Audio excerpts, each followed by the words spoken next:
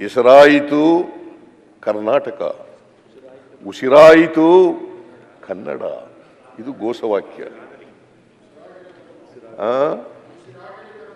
ಉಸಿರಾಯಿತು ಕರ್ನಾಟಕ, ಆಮೇಲೆ ಹೆಸರಾಯಿತು ಕರ್ನಾಟಕ, ಉಸಿರಾಯಿತು ಕನ್ನಡ. ಉಸಿರಾಗಲಿ ಅಲ್ಲ, ಉಸಿರಾಯಿತು ಕನ್ನಡ. ಸರ್, ನಾವು ಬೆಂಗಳೂರಾಗ ಹೋದ್ರೆ ಬೇರೆ ಮಾತಾಡೋರ್ ಮಂದಿ ರಗಡೆ ಐತಿ. ಉಸಿರ ಇನ್ನೂ ಆಗ್ಬೇಕಾಗಿದೆ ಕರ್ನಾಟಕದಲ್ಲಿ. ನೀವು ಚೆನ್ನಾಗಿ ಕನ್ನಡ ಮಾತಾಡಿ ಸಾಕು, ಬೇರೆ ನೋಡುವ. ಘೋಷವಾಕ್ಯ ಸರಿ ಇಲ್ವಾ? ಆ ಘೋಷವಾಕ್ಯ ಸರಿ ಇಲ್ವಾ? ಉಸಿರಾಗಲಿ ಉಸಿರಾಗಲಿ ಕನ್ನಡ, ಉಸಿರಾಯಿತು ಕನ್ನಡ ಇದು ಆಗಿಲ್ವಾ? ಮತ್ತೆ ನಿಮ್ಮಂತೆಯವ್ರು ಇದ್ರೆ ಹೆಂಗಾಗುತ್ತೆ? ಈ ತರ ಮಾತಾಡೋದು ಇದ್ರೆ ಹೆಂಗಾಗುತ್ತೆ?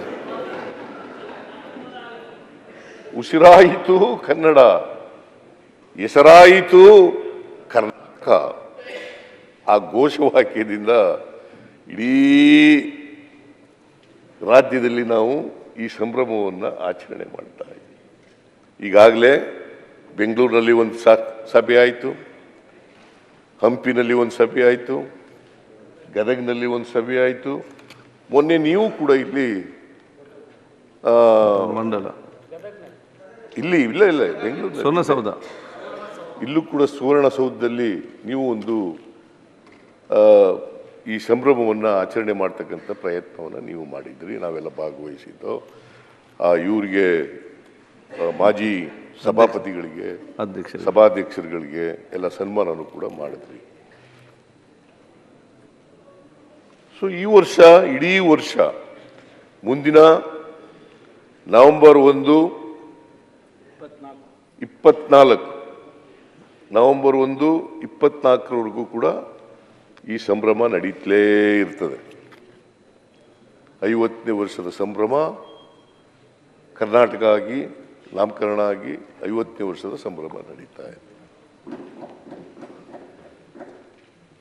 ಸೊ ನಾವೆಲ್ಲರೂ ಕೂಡ ಅದರಲ್ಲಿ ಸಂಭ್ರಮಿಸ್ತಕ್ಕಂಥ ಕೆಲಸವನ್ನು ಮಾಡಬೇಕು. ಈಗ ಕರ್ನಾಟಕದಲ್ಲಿ ಈ ತಾರತಮ್ಯಗಳು ಇದು ಒಂದು ಕಾರಣ ಅಂತ ನಾನು ಹೇಳ್ತಾ ಇದ್ದೀನಿ. ಈ ಐತಿಹಾಸಿಕ ಕಾರಣ ಇದೆಯಲ್ಲ, ಇದು ಒಂದು ಕಾರಣ, ಬೇರೆ ಬೇರೆ ಇದರಲ್ಲೆಲ್ಲ. ಯಾಕಂದರೆ ಮೈಸೂರು ರಾಜರಿದ್ದಾರಲ್ಲ, ನಾಲ್ವಡಿ ಕೃಷ್ಣರಾಜ ಒಡೆಯರು, ಅವರು ಬಹಳ ಪ್ರೋಗ್ರೆಸಿವ್ ಆಗಿದ್ದಂಥ ರಾಜರು, ಬಹಳ ಪ್ರೋಗ್ರೆಸಿವ್ ಆಗಿದ್ದಂಥ ರಾಜರು. ಬಹುಶಃ ಅವ್ರ ಕಾಲದಲ್ಲಿ ಶಿಕ್ಷಣಕ್ಕೆ, ಕೈಗಾರಿಕೆಗೆ, ಸಂಸ್ಕೃತಿಗೆ, ಕನ್ನಡ ಭಾಷೆಗೆ ಅವ್ರು ಕೊಟ್ಟಂಥ ಒತ್ತು, ಆಮೇಲೆ ಸಾಮಾಜಿಕ